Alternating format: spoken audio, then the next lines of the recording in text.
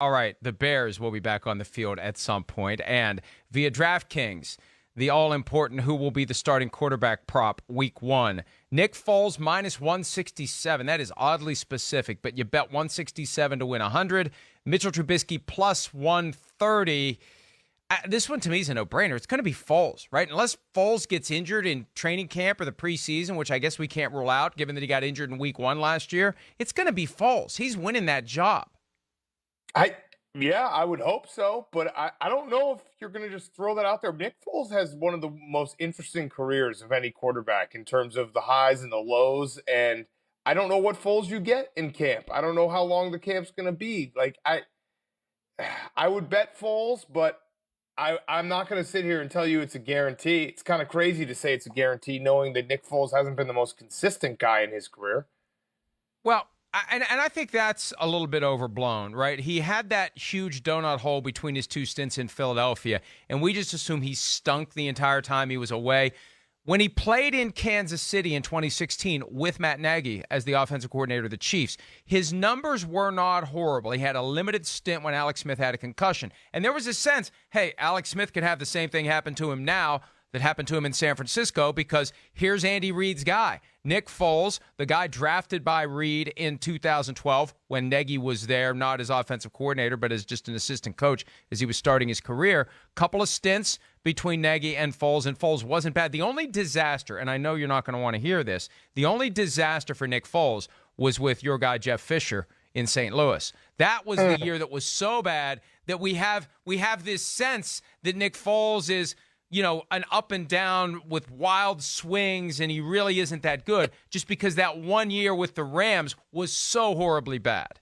Well, I think it's also the up and downs. I mean, Jaguars last year, obviously he got hurt, but then he wasn't able to get his job back. And if you have the ceiling of Super Bowl MVP, that immediately makes you a volatile quarterback if you're not in the playoffs and a starter every year and you're a journeyman, right?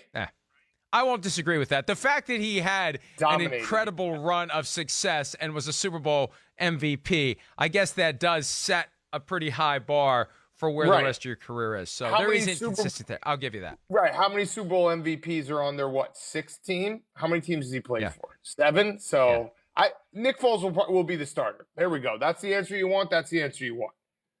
But I think Nick Foles has the potential to be good, and he's a great teammate. And here's the other thing, too, that benefits the Bears. If Trubisky wins the job, Foles will be the ultimate teammate. He will be the best backup he can be. He will support Mitchell Trubisky, and if Trubisky gets hurt at some point, Foles will come right in. He won't miss a beat. And you're actually better off. You really are better off if Trubisky wins the starting job. If he wins it on merit, if this wakes him up and he plays like he did 2 years ago, we forget that he played fairly well 2 years ago. We think about last year. But if he ends up being good this year, good enough to win the starting job, that is the best case scenario because then you have the great insurance policy in Nick Foles.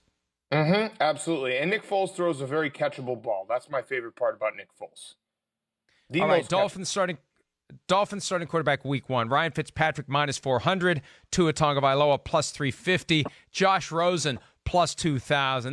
They should just go ahead and make that plus 20,000 for Josh Rosen. Who's it going to be between Fitz and Tua? I would take a shot at Tua here. I know that they probably want to sit him for a little bit because of injury, because of offseason, not having a full offseason. But you don't think Tua, if they get even a shortened camp, that he wouldn't win that job because he's that good of a quarterback? For those prices, I would take a shot on Tua. Well, I remember saying last year when they traded for Josh Rosen that the ultimate litmus test as to whether or not Rosen is their guy is whether or not he can beat out Ryan Fitzpatrick in training camp. So that same analysis applies here. If Tua is your guy, he should be able to beat out Ryan Fitzpatrick in training camp. And if he can't, you have a problem with what you did with your 5th overall pick in the draft. So health would be the only thing that would keep it from me. And I think it's kind of funny because before the draft, all we heard from Nick Saban was how great Tua is. And if you pass on Tua, you're making a huge mistake. Now Nick's saying Tua's got to learn how to protect himself so he doesn't get injured again. Yeah, that was the concern, Nick. There wasn't a concern about his ability to play. It's about his ability to play, his ability to be on the field. So anyway, so I'd lean Tua, but I just worry that can he stay healthy through training camp and preseason and be ready to go week 1. All right, we need to take a break. I think we had one. Let's do one more. Chargers starting quarterback week 1.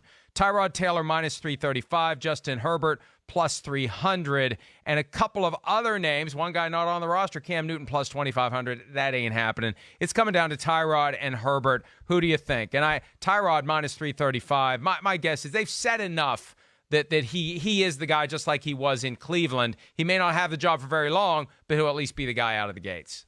Yeah, I think he'll be the guy out of the gates, but I'm wondering what the plan is inside the walls of the Chargers facility of Justin Herbert. What does it look like? Because when you take a quarterback that early in the draft and to not start him, it always gives you a little bit of a pause. And you're like, okay, you're not starting him, and you're also not starting him for some proven like future Hall of Fame quarterback here. It's Tyrod Taylor, no offense to him.